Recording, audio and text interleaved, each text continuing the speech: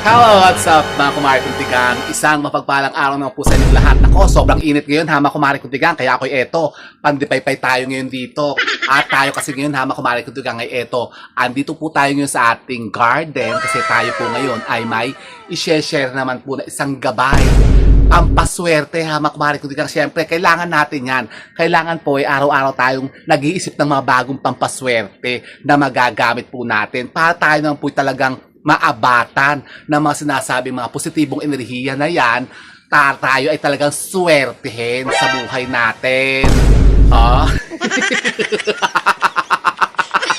At for today's video nga po, habang kumarin ko yan po ang i-share natin ngayon kasi ngayon po meron naman po tayong ipeplex sa isa naman pong napaka-powerful po na pampaswerte. Pero ito naman po ay libre. Libre po ito, hindi po natin ito binibenta ha mga kumari kutigang kasi ito po'y makukuha nyo lamang po dyan sa inyo pong mga, sa bakuran po ninyo o dyan sa mga gilid-gilid ng bahay po ninyo kung meron po kayo nito. Kung meron kayong tanim ng puno na babanggitin ko. Ano ba yan? Ayan po ha mga kumari kutigang nasa screen po natin. Alam niyo po ba yung punong yan? Nako, ano kaya hindi kayo nag-grade 1? Yan po ang pinakauna pong tinuturo yung salitang yan. Yung salita ng buko. Yan po, yung puno ng buko, hama kumari kuntigang, yung mga nyog. Coconut tree, hama kumari kuntigang, yung ating pambansang puno. Pambansang puno ba yung coconut tree? Hindi ata. Mangga ata eh. Naku, parang nakalimutan ko na, hama kumari kuntigang. Pero yung sinasabi nga pong puno ng nyog o yung coconut tree, ayan po yung sinasabi pong puno ng buhay o yung tree of life. At bukod nga po sinasabi natin na napakarami po niya na gamit na mapapakinabangan sa puno niyan. Eh hindi pa po natin to alam ha mga kumari kuntigang. Yung po isa parte po niya ng puno ng nyug na yan. Nako, isa pala yung napakainam na pampaswerte kung gagamitin natin at kung alam po natin siya kung paano gamitin. Talaga ba? Nako yan, humahangin na. Nako, sarap ng hangin eh. Yan, kasi nga tayo nga po ha mga kumari kuntigang. Eto, palayas naman po tayo ngayon. Kaya ako ito, tinan nyo, naka-shade-shadean pa ako, hamak marinig. Kasi sobrang init talaga. Eh ako kasi may pupuntahan kasi ngayon. Ako kasi may kausap ngayon na isa nating kliyente na imimit natin sa San Pablo kasi tayo po may gagawa na naman po ng yung cleansing ritual sa isang bahay. Kasi parang si Madam Ata, ewan ko, ayaw pang sabihin sa akin ng totoo. Ayaw pang i-divulge sa akin para malalaman ko naman yan. Kasi si Madam tumawag sa akin nung isang araw pa to eh. Sabi ko, ma'am, kaya lang busy po ako ngayon. After ng Holy Week, sige, baka kayo mapuntahan ko na. Sabi ko, ngayon na nga, pupunta nga ako ngayon sa San Pablo. Anong oras na ba? Magwa 1 o'clock na, hindi pa nga ako nagtatanghalian ha. Gutom na nga ako. Ako napapasal na nga po kasi hindi na nga po ako nagluto kasi ako nga pinag-iisa ngayon kasi wala si Direk, nasa Manila. Si Gabi naman umuwi dun sa mga nanay ko. Dun nagbabakasyon ngayon. Kasi ang init naman kasi talaga dito sa bahay. Sabi ko siya, teka, ako pupunta muna ng San Pablo at imimit ko nga muna ito si Madam. Kaya ako medyo pawisan na nga eh. Pero fresh pa rin naman. Hay! Nako, si Magdalena. Magdalena! Psst! Intak ko talaga itong asong to eh. Hoy! Basok ka dito! Bruha ka talaga eh. Tignan mo, ayun no. Tatae. Tatay pa. Tatay pala siya. So yun nga po. Ngayon nga po pupunta tayo sa San Pablo kasi may kausap tayo ngayon na isa nating kliyente na nagpapagawa nga po ng ritualan. Cleansing ritual po sa bahay. At check natin yung anomaly ng bahay niya kasi sabi niya gusto niya ipacheck niya nga yung punsoy ng bahay niya. Sabi ko, sige ma'am, gora ako mamaya. Makikita tayo ng 2:30 sa SM San Pablo. Dito kayo makikita. Hindi siyempre ako yung libre na rin ng lunch. Alam mo ba? Aba, syempre, invite niya ako eh. Pero nga, since nga ngayon po ako'y naka-prepare na, ngayon po muna mag-share ako ng isang napakasimple pong pampaswerte na pwede nyo pong gamitin. Kung halimbawa kayo po ay may mga negosyo, may mga businesses kayo, magagamit nyo po ito hamak kumari. Kasi talagang, ito po mga gantong porte ang talagang gustong-gusto natin na isineshare. Yung mga pampaswerte. Yan. So ano ba yan? Eto na, wala na masyadong chika talakis ha. Napahaba naman yung ating chikahan eh. Eto na, narinig nyo po ba hamak kumari kutigang ang taglay na kakayanan sa pagpapaswerte ng mga ugat ng Nyog? Ugat ng nyog. Opo, ugat ng nyog. Pero hindi po yung basta-bastang ugat lang ng nyog, ha, mga kumariktika. Kasi meron po kayong hahanapin na specific na puno ng nyog at doon nyo po kukunin ito pong ating, siguro masasabi na rin natin itong mutya kasi ito po bihira lang po makakita po ng ganito sa puno ng nyog. Kasi maghahanap po kayo ng puno ng nyog na meron pong sugat. Meron bang gano'n? May sugat. Hindi po yung parang nasugatan na puno ng nyog. Tapos yung po ay naglangib na at yun ay tinubuan po ng ugat. At yung po parang yung tinatawag na bugtong na ugat. Yan po yung tinatawag na bugtong na ugat ng nyog. Ano po yung ugat ng nyog po yun na sinasabi po ng mga matatanda natin, mga antingero na isa daw po yan na napakainam na pampaswerte nga po sa tindahan, sa mga negosyo, sa businesses po ninyo. Kung kayo po yun na nga, gusto nyo pong makaakit pa ng mas maraming kliyente, parokyano, mga customers na bibili at magpapalakas ng benta po ninyo. Pero di ba nung minsan ay nakapag-vlog na rin po tayo ng yun naman langib. Langib ng puno ng puno. Basta't langib ng kahit anong klase puno. Yun naman po yung mga nasugatan na puno tapos nagsugat po siya, nagkalangib. Yung pong pinakalangib, kukunin nyo kasi maswerte din po yan. At maswerte din po yan pag kontra sa utang. Yung langib. Di ba ituro ko na yan, hamak mali ko tika. Naku, hindi nyo ba napapanood pa yan? I-check nyo po yung mga videos. Ang init, tama kumali kong tika ha. Ako yung pinapawisan So, paano ba? Eto nga po, hamak mali ko. Ako yung naghanda na nga po ito. Pero ayan po, nakikita nyo po sa ating screen kung paano po nyo kukunin po yung bugtong na ugat na yan ng nyog. Kailangan po ang makukuha nyo po na ugat na yan ay yung po galing po doon sa mismong sugat ng nyog.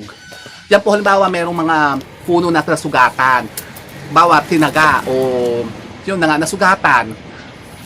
Kasi ang mga puno, kasi pagka tinaga nyo yan, lalo na yung langka, ano po talaga yan, yung talagang kusayang sinusugatan, tinataga-taga. At yun po, eventually po yun, naghihil po yung mga taga-taga na yun, naghihil po yun, yung po na sugat.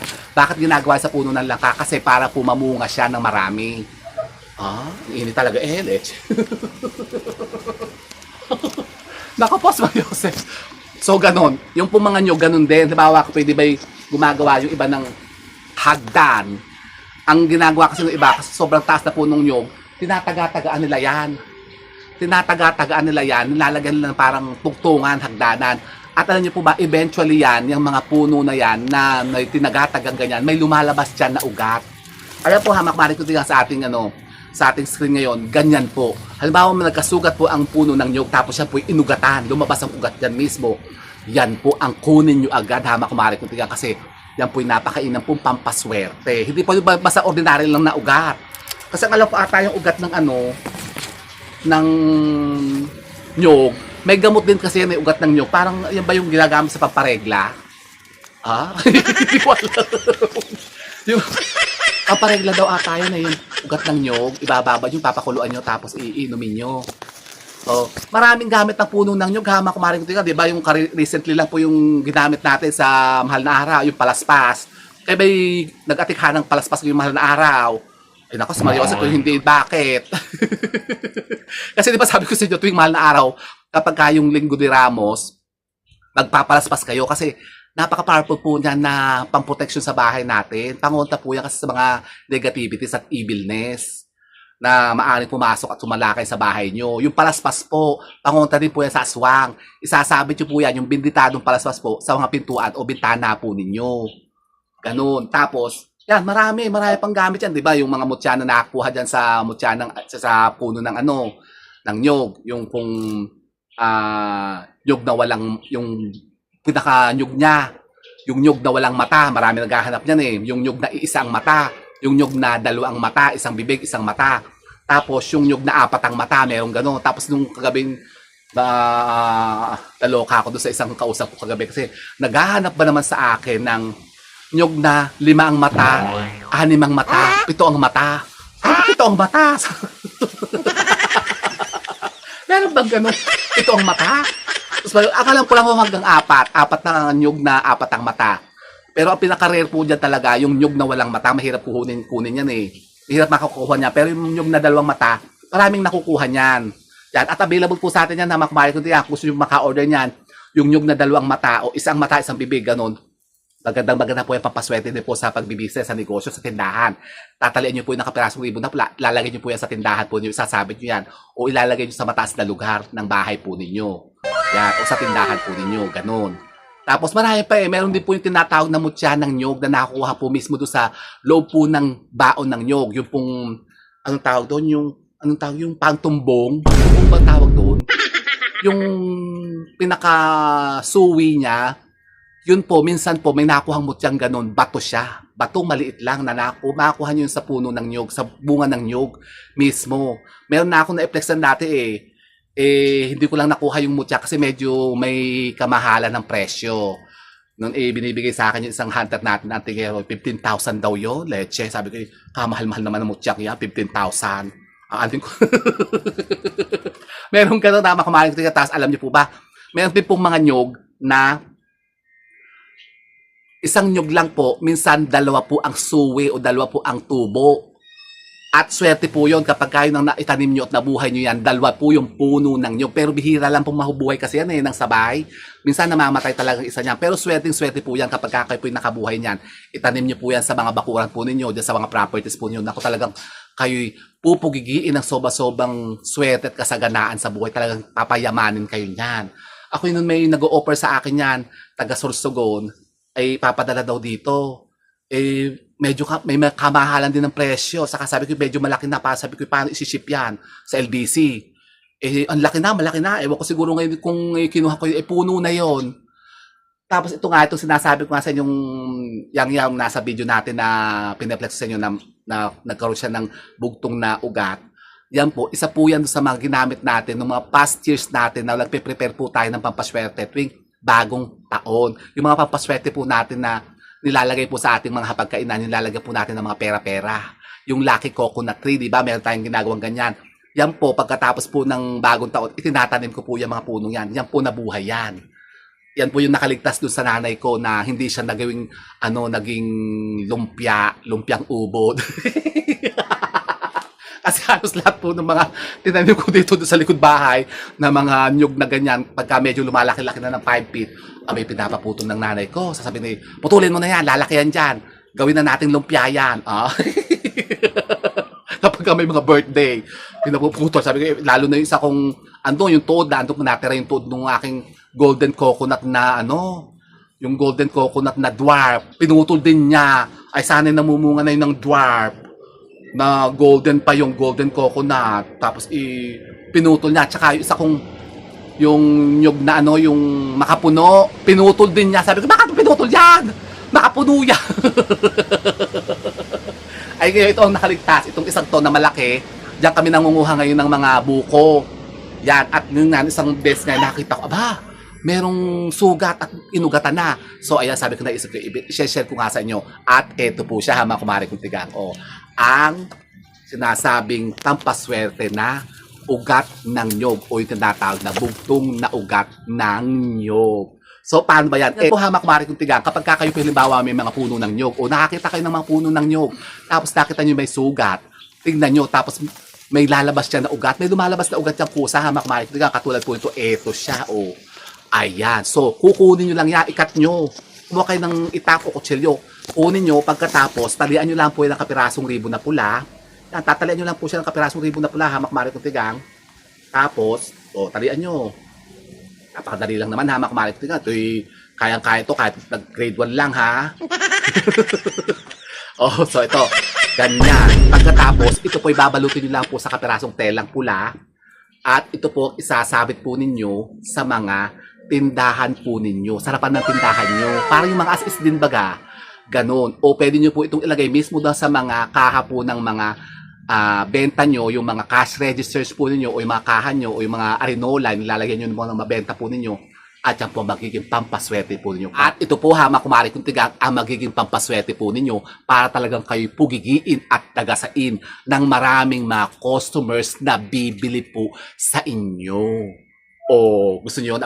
Gusto ko yun, hama kumari kong tigang. Kaya gawin nyo po ito. Kayo po maghanap po ng mga puno ng nyog at kapag kayo nakakita dyan ng sugat na inugatan na ng puno ng nyog, kunin nyo agad dyan. At yan po, italian nyo ng ribbon na pula. ipasok nyo sa telang pulang ganyan, tapos yan po ilalagay nyo po sa mga tindahan po ninyo. At nako, yan napakaswerte ha mga kumare kong tigang, kaya subukan po ninyo. So ito po ha mga kumare kong tigang, subukan nyo po ito. Hindi nyo susubukan, subukan nyo. Para malaman nyo po kung ano po ang maaring maidulot itong pagbabago dyan sa mga businesses po ninyo para kayo bubenta na ng mas marami at talagang kayo pumaldo. Oh, di ba ga? Oh, so yun po ha mga kumare kong tigang, sana po may napulto na kayo ng bagong idea at kaalaman tungkol po sa topic na pinag-usapan natin ito. O di ba ga? And with that mga kumare kong tigang, keep safe and God bless. Thank you for watching and don't forget to subscribe my channel. I know you like it. And don't forget to press it. Bye mga kumare kong tigang.